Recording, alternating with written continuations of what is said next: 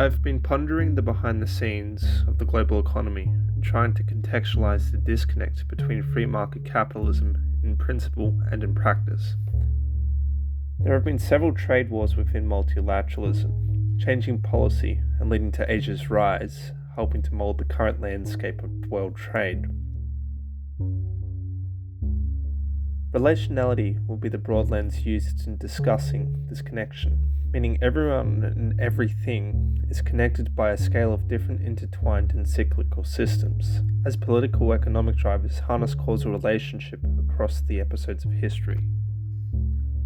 America spearheaded multilateralism with the Bretton Woods system, establishing a network of trade and security alliances in the wake of World War II.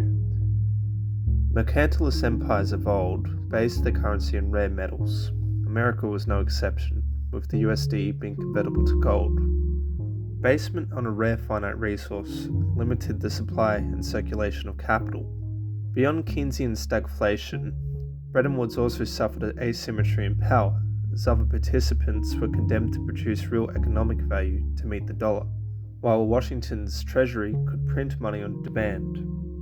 Reviving Atlantic powers, France and West Germany began to protest and attempt to unbind from the American-led system. In 1971, President Nixon responded by unshackling the dollar from gold, defaulting it to a fiat currency with no reference to real value. One reason America could afford debasement was its monopoly and military prowess. The USD may have left the gold standard, but still upheld the lead standard of gunboat diplomacy. With fiat, a blank check could be worth as much as the investor and invested party agreed upon without the gold supply problem. This flexibility paved the way for the neoliberal shift a decade later, which allowed for wide-scale offshoring and unprecedented foreign direct investment, altering the course of human history. In 1978, Washington switched diplomatic ties from Taipei to Beijing. China's previous foreign trade relations implied invasion, marked by a century of turmoil. Only in 1949 did a united mainland form, declared by Mao's "China has stood up" speech, but this heralded another fatal episode in Chinese history, with negligent policy leading to the deaths of 60 million people during the Great Leap Forward to compete with the Western free markets. The following cultural revolution crippled the economy so that businesses could never get off the ground, leading to the nation's need to renovate and connect to the multilateral grid. Leader Deng Xiaoping cut red tape strangling enterprise, forming the birdcage model, the bird being the free market, able to fly wherever it wished within the governmental confines of the cage. China sent its youth to receive a capitalist education, and financing was now on the menu with a trans-Pacific appetite for it. The other Asian political economies directed growth towards infrastructure and vertically specialized human capital from the classroom to the office, leading to a rapid ascent of the global value chain never before seen. Following in Japan's footsteps, South Korea, Hong Kong, Singapore and Taiwan would become the tiger economies that comprise the third pillar of global trade. Neoliberalism is a paradox of state market political economy arbitrated by big capital. Reagan's presidency addressed an increasing domestic concern of competition with unilateral action, which would destabilize the GATT, decide the future of America, Asia, and multilateralism.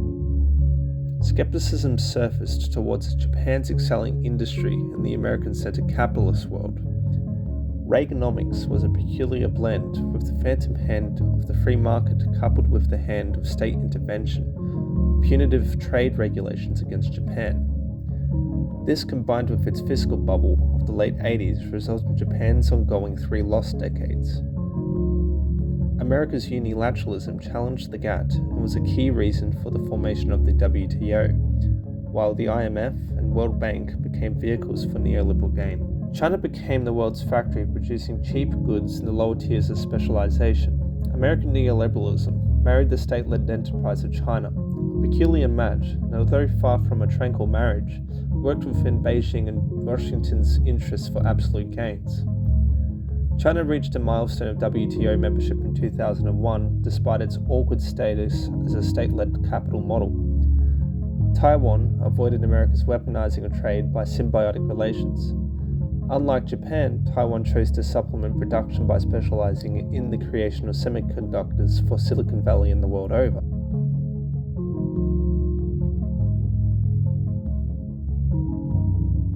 America's assumed free trade suddenly seemed unfair, like a casino dealer rigging on the house's behalf while at the same time hypocritically spouting laissez-faire principles. Despite Reagan's favour for the American people, manufacturing and jobs took flight overseas and privatisation concentrated wealth in fewer hands, leaving waves of Americans behind in dried-up townships while condemning people to sweatshop living elsewhere. As China expands its Belt Road Initiative, America's heartland contains the Rust Belt. The emphasis on financialization over economic stability also led to the GFC, exposing the faults of neoliberalism and the condition facing these communities. This created the populist basis for Trump's America First and End to China rhetoric.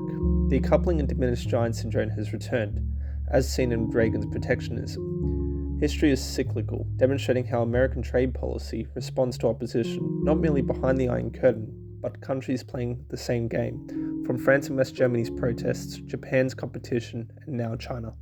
Globalization shows the causality and integration of the two opposing Washington and Beijing consensuses into a singular dimension. As the post-COVID era continues, multilateral schisms will play a pivotal role in shaping our lives as a direct symptom of trade and foreign relations. History, ideology, policy, and economy align with each other in an integrated relational model that is forever complex, and one can only retrieve a grasp of the circumstances in their specialized field. The final takeaway is recognizing the amount of responsibility policymakers possess for humanity's destiny. A stroke of the pen will ripple through distances and generations to come. It's our civic duty to wield it responsibly.